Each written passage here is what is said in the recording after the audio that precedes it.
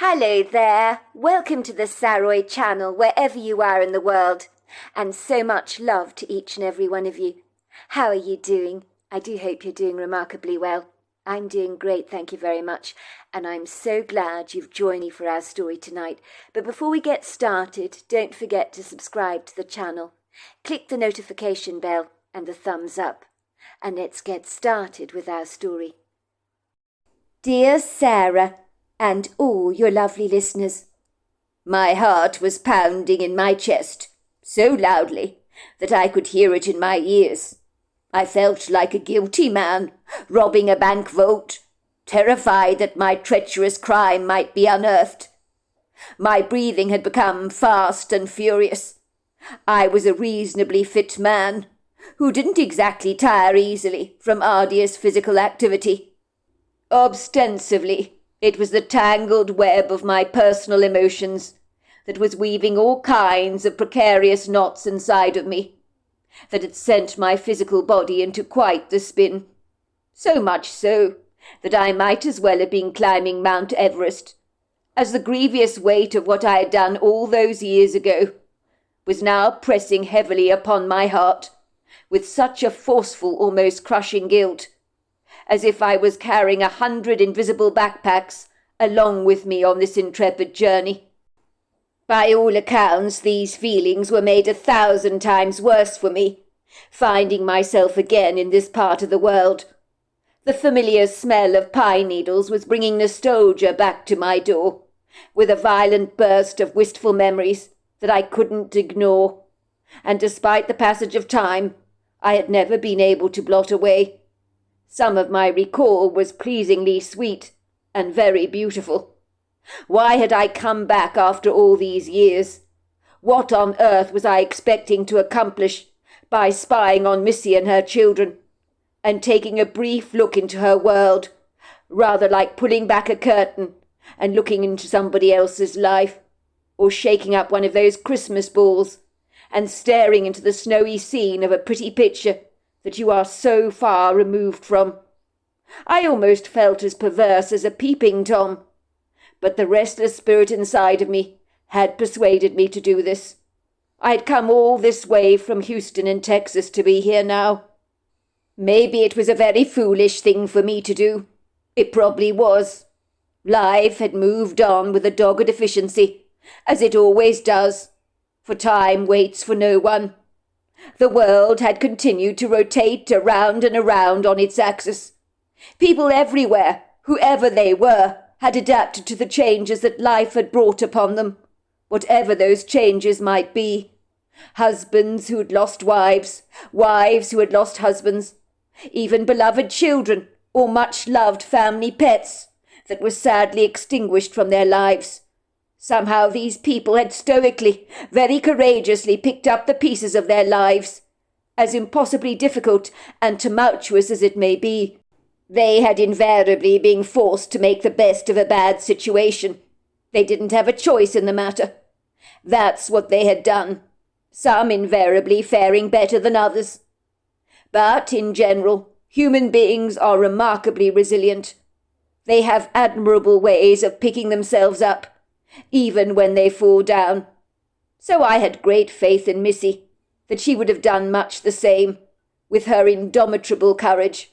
She was a woman who could brave almost any storm, and in our relationship at the time she had been the strong one in the family, holding us all together with the cement of her unconditional love, a love she had lovingly lavished all over me, that I had not been worthy of receiving.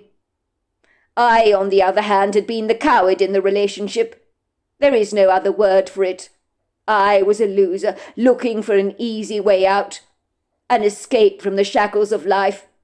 And now I was back to take a long, hard look at what I had obviously left behind, and at what could have been if I hadn't bogged off in the way I had done and screwed up my life because of fear.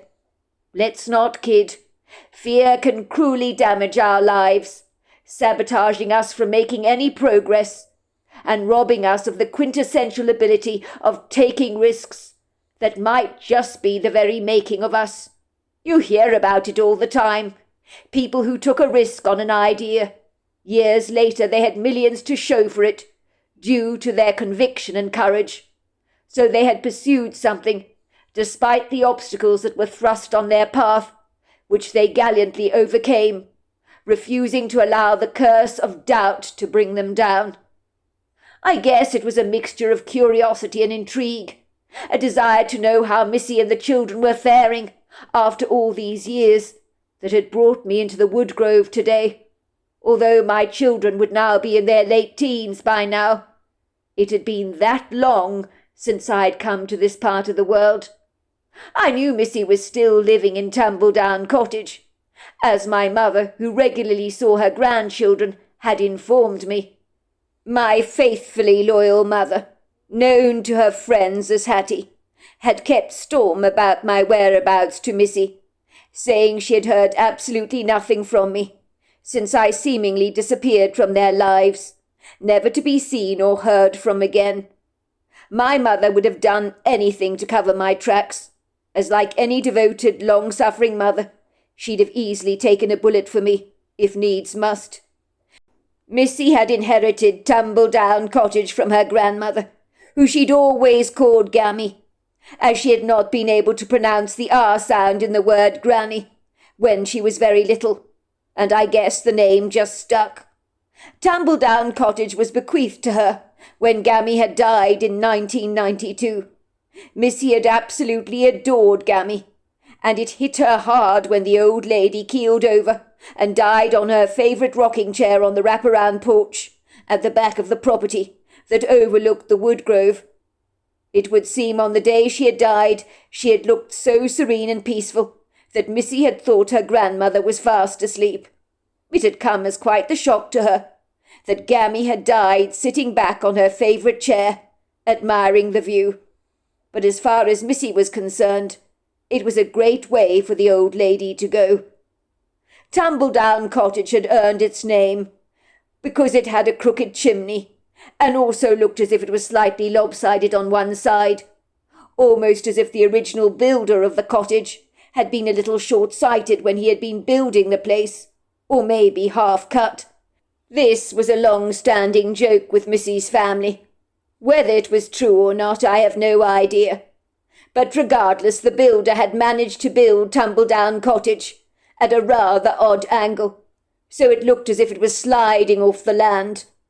But in a strange way, the slight higgledy-piggledy gait of the cottage had given the place oodles of character. Gammy had fallen head over heels in love with Tumbledown Cottage and its beguiling charms, the first time she'd laid eyes on the place. She was in her early 20s at the time, and had luckily received a generous inheritance from her grandfather, which meant she was able to buy the place. To all intents and purposes, she spent the remainder of her married life at Tumbledown Cottage with her husband Rolf, who had died 5 years before Gammy passed away, from a very bad bout of pneumonia. I understand he was a lovely man. Gammy had always said life was never perfect. She liked things to be a little off-centre. Ostensibly during the course of Missy's grandmother's life, the woman had taken in 2 dogs, both with missing legs, a cat that had got its tail run over in a hit-and-run accident, and the tail had been thus amputated, and a bird with a broken wing. Missy's grandmother liked things that were rather broken, and when she purchased Tumbledown Cottage, she was drawn to its imperfections, which she found beautiful in their eccentric, somewhat unorthodox uniqueness. "I don't like perfection," Gammy would tell Missy. "There's something so commercialized about perfection. I like things that don't follow traditional stereotypes of beauty. A wonky cottage like this is absolutely unique, so very special. Nobody else has a cottage quite like mine. So in its own way, Tumbledown Cottage is absolutely priceless." In the circumstances, I never believed Missy would ever bring herself to sell Gammy's cottage, because of the attachment she felt towards her late grandmother. She always felt as if Gammy was around and about the place, almost as if she had never left, and was still very much in residence at Tumbledown Cottage, watching over us. I had personally been very sceptical. It was wishful thinking on Missy's part as far as I was concerned. A way of coping with Gammy's death, by telling herself that Gammy was still very much around, for that made her passing a lot more bearable. Sometimes when there was a spirited breeze in the yard, the rocking chair that Gammy would sit on would suddenly begin to move on its own accord, swinging backwards and forwards, as if someone was sitting there and rocking away. Wistful tears would come into Missy's eyes, and she would say, "Goodness gracious me! Gammy is out there sitting on the rocking chair. It's moving on its own. She's watching over us. I know she is." I would say, "Don't be ridiculous. The wind is causing the rocking chair to move. It is not Gammy." Missy would glare at me contemptuously and say, "I'm telling you it's Gammy. She's still here with us." I don't think she could bear to believe otherwise. I decided to humour her and say, "You're probably right. She's still out there, love." I would put my arms lovingly around her, and she would respond by looking adoringly into my eyes. She would look very tearful and desperately sad. "I miss Gammy so much." She would almost choke in her lugubrious melancholia. I would say, "But of course you do, love, of course you do, and that's perfectly understandable. Grief is a very hard thing, and Gammy was very special to you, was she not?" "She sure was," Missy would say. "God broke the mould when he made Gammy." Missy had wanted to raise our children in the sumptuous coziness of Tumbledown Cottage in this rural part of Washington State. I think living in Gammy's old cottage made her feel as if Gammy was still very much around. I had naturally wanted us to move away, to start our lives anew, somewhere more practical for a growing family. But Missy was having none of it.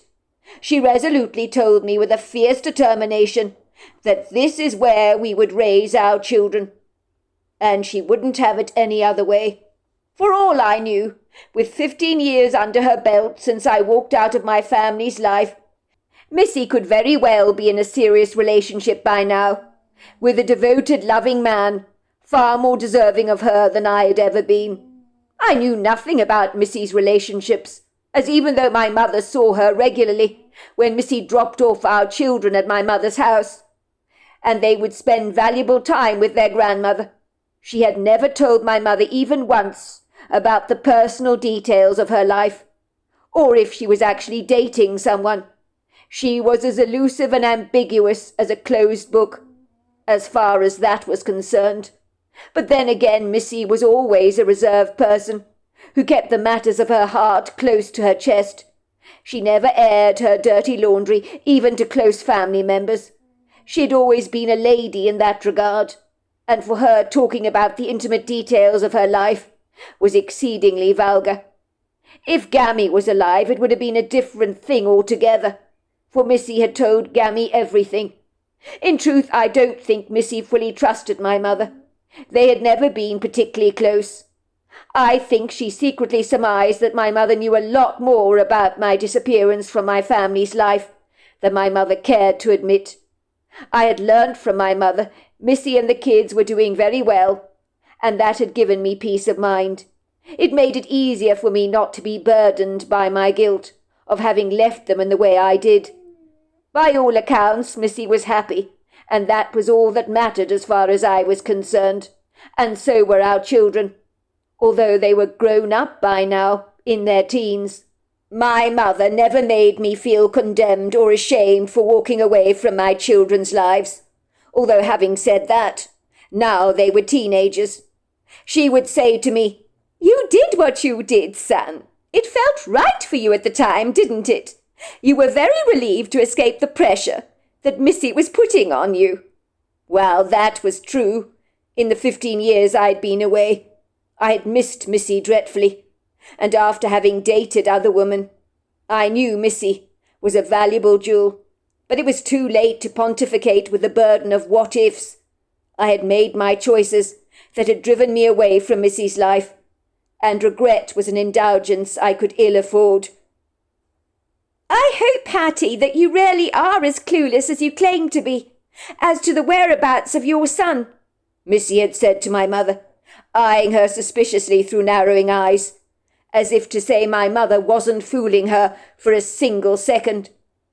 Oh, by the way, Hattie, if you ever do find Alex, or he does happen to get in touch with you, you can tell him for me that I really did not appreciate him bogging off into the sunset without a by your leave, practically dumping me at the altar like an old sack of seeded potatoes, and leaving me to take charge of our children without any help from him. What he did, Hattie, was insanely cruel. Good thing I never married the douchebag. Your son is a loser. How could he have done that to me? He was completely gutless. If he wanted out of our relationship, he only had to tell me. Not running away like he did, leaving a pathetic note for me, telling me he couldn't do this. He didn't have the decency to tell this to my face. No, he scurried away like a frightened mouse. It was pathetic. He should have manned up and faced me, told me the truth. When I think back on what he did, I'm mortified. Tell Alex from me, Hattie, we don't need him in our lives, and we're doing perfectly fine without him. Missy, my mother would assure her, I can't possibly tell him that. I don't know where he is, she would lie. Missy had rolled her eyes in the back of her head, very, very sceptically. I find that hard to believe, Hattie. I really do. When Alex went missing, isn't it funny everybody else was in such a state except you? You remained fastidiously calm. You never even batted an eyelash. Even my mother thought your behaviour was decidedly odd. She said she knew that you were still in touch with Alex, and I think she's right about that. You know where he is. Think what you want, dear, but I haven't heard a bean from my son. Yes, I admit I was calm when he disappeared, because I know he needs space to find himself. I think Alex is a bit of a lost soul, you know. Don't take this so personally, love. Try and see things from my son's point of view. This is not about you. It's never been about you. It's about him. Missy had put her trembling hands on very angry hips and looked defiantly at my mother. What is this point of view, Hattie, that you're talking about? Go on, tell me, because I fail to see it. Well, life was very difficult for Alex growing up, love. You must try and appreciate that. I got married 5 times, and by anyone's standards, 5 times is a lot of times to get married. So there were 5 divorces. One by one, my son saw these seemingly very nice men suddenly morph into dictatorial monsters. They'd push me around and demean me all the time. These men thought I was a doormat that they could tread on, but they were wrong about that. I might have looked like a woman that they could easily push around, but I gave as good as I got. Unfortunately, I always drew into my life the wrong kind of men. But Alex was witness to all these relationship blunders and all the devastation it caused. Is it any wonder he got cold feet about marrying you when you laid on the pressure? So is that what Alex told you? Missy had asked. Did he tell you I pressurized him into getting married? Because that is not true. But it is true, love. You couldn't have been more obvious if you tried. Alex would come home to find you sifting through bridal magazines, pointing out beautiful bridal dresses and talking about weddings non-stop. When you were in town together, you would drag him along to the jewellery shop and point out the diamond engagement rings that you liked in the window. You kept going on and on about all your girlfriends all being married and you feeling as if you were left on the shelf to rot. You kept telling him you didn't want to become an old maid. He told me he felt pushed into a corner. That was why in the end he did propose to you, and he bought you a diamond engagement ring. But he didn't want to propose to you. He didn't feel that he had a choice in the matter. Your presumptuousness took that away from him, dear. He told you that, Missy had asked, but I had no idea I was laying on the pressure to him. We had children together, for goodness sake. And he still hadn't popped the question, I tried to give him a nudge in the right direction, and when he proposed to me, I thought he wanted to get married to me as much as I wanted to marry him. A nudge in the right direction? Is that what you call it, love? It was more like a great big pushy shove, like someone on the diving board being pushed into the water by the person behind them. They've got no option, have they, but to dive straight into the water from a great height, even if they don't want to. I guess he got cold feet about getting married to you. He told me often enough that he loved the bones of you, Missy, but he wasn't ready to make a permanent commitment to you. So when he put that engagement ring on your finger, he was not in a good place, let me tell you. But why didn't he tell me all that, Hattie? Instead, he just bogs off, leaving me to raise our children on my own. We could have resolved this easily, talked about things together, reached a compromise, could we not? I do know that there are couples out there that live together and never get married because they don't want to. If push had come to shove, I'd have done the same thing with Alex. But no, he didn't even give me an opportunity to talk about it. Well, you do surprise me, dear. You were very pushy about getting married. You made it absolutely clear to my son that there was no other option for him. You may not have said so in many words, but let's just say actions speak volumes, and you were far from subtle. My son would come home and find a huge pile of wedding magazines lying on the coffee table. You had circled all the venues, the cakes you wanted, the dresses you liked in red pen. You couldn't have been more obvious than shoving a dog's nose into its puddle of urine. Well, I'm not proud of myself, Hattie. You're right. I was a little in his face about getting married, but I loved Alex. I wanted a future with him. Is there anything wrong with that? We loved each other. Now he abandons me. How could he be so cruel? Why did he not give me the opportunity to talk about all this? I just don't understand any of it. Has he been in touch with you, Hattie? Please tell me. I need to know. I told you, love, I haven't heard a word from him. I wish I could believe you, Hattie, when you say that so nonchalantly.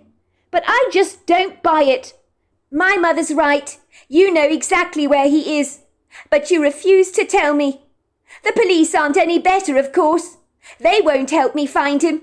They say he's an adult. He's free to make his own choices in life, and he's not even married to me. The fact that he's left our children doesn't seem to bother them in the slightest. You're the one that's been giving me money for the children. But what about Alex? He's the biological father. He's the one that should be doing it, not you. That's true, but Missy, as I said, I've been giving you the maintenance money on behalf of my son. Is that not enough for you? That's not the point, Hattie. It's Alex that should be giving me the maintenance, not you. I should be speaking to him. I should have contact with him. But you refuse to let me know where he is, and it's not fair. My mother would keep telling Missy over and over again that no, she had never heard from me. But she would help Missy in any way she could, including financially, to raise our children. But Missy had always given her that scrutinizing, disapproving look, as if she was reading my mother like a book, and emphatically believed my mother knew a lot more than she was letting on. Missy was perfectly within her rights to be outraged by my idiosyncratic behaviour when I walked out of her life and the lives of my 3 beloved children 15 years ago. I mean, who in their right mind does that? Who abandons the people they love more than anything else in the world? If the truth be told, I don't know the answer to that enigmatic question myself. Let's just say the webs we weave can be so complicated and complex we don't understand them ourselves. I think many people haven't figured out who they are, or there would not be so much confusion in this world today. Even I don't know why I did what I did all those years ago, in a moment of impulse, when life suddenly got too much for me, and the fear of being tied down to Missy for the rest of my life got the better of me. I suppose I panicked, like a frightened wild animal, locked up in a zoo enclosure, that desperately wants to escape the confines of its imprisonment, but it has no easy way to do so. I knew I shouldn't have walked out on the children like I did. I hated myself for what I'd done, but I also felt heartily relieved to escape the responsibility of being a father. I guess I knew that Missy would do an amazing job mothering the children, and they would be absolutely fine under her charge. She would soon settle into her new life, and if she married someone else who adopted our children, then so be it. There was nothing I could do to stop that. I wanted Missy to be happy, so why would I begrudge her anything? I tried to imagine how devastating it must have been for our children not to know what had become of their father. But then again, they were very young at the time, 2 toddlers and 1 baby, so they would barely remember me when I left. As for Missy, I can't imagine what my note on the side table must have done to her. All it said was, "I can't do this any more, Missy. Don't even bother to try and find me. Love to you and the kids. Love you always." I had wrestled decidedly with guilt over the years, knowing what I had done was not good. I had just not wanted to take responsibility for Missy and the children. It had all got too consuming for me, and I had bolted from my life like a horse from the stable. I had dragged myself back to Washington State, and was now in a wood grove that overlooked Tumbledown Cottage, just to get a glimpse into the life that I had left behind. It was also upon the insistence of my best friend Barry Longersteam, who had persuaded me to come here, after I spilled out the clandestine secret I'd been nursing from him all these years. When I revealed my secret to Barry, I can't say he seemed remotely surprised by my startling revelations. Instead, he said, "I knew it. I knew you were keeping something from me. Sometimes you have this far-away, almost haunted look in your eyes, a lost look. I could see that you'd been stewing over something for a very long time. But I figured to myself, when you were ready to tell me, you would talk about it. It's very, very sad that you walked away from a loving relationship and children. But human beings are complicated. I learned that a long time ago, and sometimes we don't know why we do the things we do. I had a cousin, for example. Her name is Rachel. She used to forever go shoplifting, always got caught and arrested by the police. She had absolutely no reason to do this. She was married to an attorney, happily married, I might add, had lots of money and a fulfilling life, and yet she didn't know why she got this impulse to shoplift.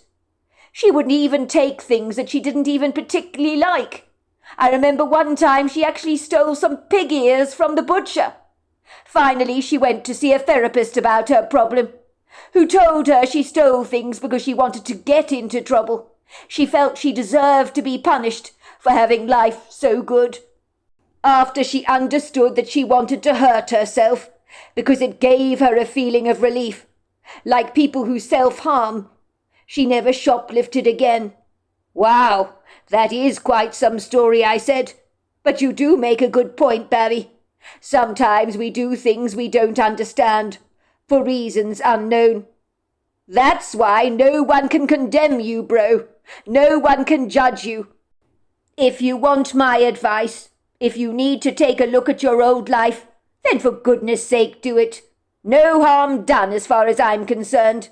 It'll be a great opportunity for you to see your mother again, in Washington State. But you're going to have to be discreet when you visit her. You certainly don't want Missy to learn you're back. If it makes you feel more reassured and comforted to physically witness with your own eyes that Missy and the children are all right, then do it. Your mother assures you that they're doing well. But I get and understand that you need to see this for yourself. So what's stopping you, bro? You messed up all those years ago. I get it. We all make mistakes, don't we? You need to forgive yourself for this one, or your guilt will bury you alive. That's the trouble. I can't forgive myself, Barry. Despite my mother's assurances that Missy and the children are doing well, although they're not children anymore, they're teenagers, it doesn't take back what I did. My children were practically babies when I left them. Imagine abandoning the woman you love when she needs you the most. That's what I did to Missy. I've been carrying the weight of this guilt for all these years. When I left Missy and my children, I thought it would be a clean slate for me, a brand new beginning, if you know what I mean. But I never ever felt free after I left her. I was riddled with shame, especially leaving her in the lurch like that without children to raise on her own. But at the very same time, I just could not bring myself to stay with her. Not if it meant us getting married. For some reason, getting married for me was tantamount to someone putting a noose around my neck, as if from thenceforth I would be a condemned man. Well, I get it, bro. I really do, said Barry. Some men feel that way about marriage, as do some women. A fear of committing is very common. By the sounds of things, your mother is to blame for all of this. You witnessed your mother going through 5 marriages and 5 divorces, with men treating her very badly. That is not easy for any young boy to witness. No wonder you were freaked out about getting married. Your mother was hardly a positive role model. Do you love Missy? He suddenly asked me. But of course I love her. I've never felt about a woman like I felt towards her. You know what I'm like, Barry, with other women. Pretty useless. But with Missy I could be myself. We had been dating since high school, you see. We connected. We could almost finish each other's sentences. When she fell pregnant, I did the right thing by her and moved in with her straight away. We settled down at Tumbledown Cottage together, which initially belonged to her late grandmother Gammy. I naively thought that was how things would happily remain forever. We were very happy together. We made a comfortable life for ourselves, and Missy's grandmother had left her a nice little nest egg, along with Tumbledown Cottage, which was a huge help for us financially. It gave us the flying start we needed in life. Missy fell pregnant 2 more times during the course of our relationship, and that was fine by me. I was excited about the arrival of our 2 other children. But after Missy kept dropping hints that we should get married, I felt the pressure piling on to commit. I had asked her to marry me. I had bought her an engagement ring. And I really didn't want to marry her. I panicked, and the only thought in my head was to get the hell away. How did Missy pressurize you to get married? Barry asked me curiously. Was she dropping wild hints like women sometimes do? Absolutely. By all accounts, I would return home after a hard day at work, and Missy would be sitting on the sofa sifting through a pile of glossy wedding magazines, and be flicking through pictures pointing at dresses, venues and cakes that she had circled with red pen. She couldn't have been more obvious if she tried. It was her unsubtle way of dragging me to making a decision about getting married that I felt compelled to make. "Look at this wedding dress, Alex," she would ooh and ah, with a longing look in her eyes. "Don't you think it's absolutely stunning? Oh, I'd love to wear a dress like this for my wedding day, but I wouldn't want a big wedding. I went to Amanda Forrester's wedding. There were over 300 guests there, and no expense spared. But I felt rather lost at her wedding, like a sparrow among the pigeons. I don't want anyone to feel that about my wedding. I'd like about 80 guests at the most, and an intimate ceremony. I like the idea of getting married on a beach somewhere. Hawaii would be a great location, don't you think? Or somewhere in Florida, perhaps, if our guests are willing to pay for their travel costs, of course. Or we could always just get married alone on a beach somewhere, and then return to Washington State and have a big party. That's also a great option, don't you think?" "I'm not sure," I would say. "I haven't given the matter much thought. I'm perfectly content with the way things are between us. We're both committed, are we not? Do we really need to get married?" When I said that, you should have seen Missy's face. It was as if I had struck her down hard across the face with a baseball bat or something. "But Alex, wake up! We have 3 children. Our youngest is barely 1 year old. Everybody our age is now married. People tie the knot when they have children, don't they? It's the right thing to do, isn't it? We love each other, so we should get married. It doesn't make sense living together like this. If Gammy was still alive, she'd say you had dishonoured me by not getting down on your knees to propose like you should. Gammy had strong opinions on marriage and would consider us to be living in sin. I want to spend the rest of my life with you, Alex. You're the love of my life. Tying the knot together makes perfect sense, does it not? Why are you giving me that funny look? What do you mean I'm giving you a funny look?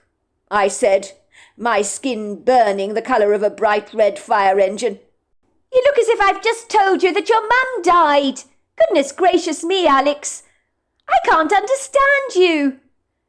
I mean, we've been together for such ages, and you still haven't proposed to me. I don't get it, Alex. I really don't. I just think we shouldn't rush things, that's all. Rush things? Are you insane, Alex? We have 3 children together, and I still haven't walked down the aisle with you. If we leave it any longer, I'll be hobbling down the aisle when I'm 83 years old. Don't be ridiculous, Missy. Ridiculous? You think that's ridiculous, do you? How many of my friends have asked me, when is Alex going to pop the question to you and make an honest woman out of you? I have to lie to them and say we've put things on hold for a moment. But I can't keep fobbing them off, can I? Oh dear, said Barry sympathetically. I can see Missy put the pressure on you, and you felt as if you were backed into a tight corner. Pretty much. That is pressure. You probably felt as if she was making all the decisions, and that's not a good feeling. You would have liked to have proposed to her in your own steam, not have it rudely thrust upon you like that. No wonder you panicked. I might have done the same if I were wearing your shoes.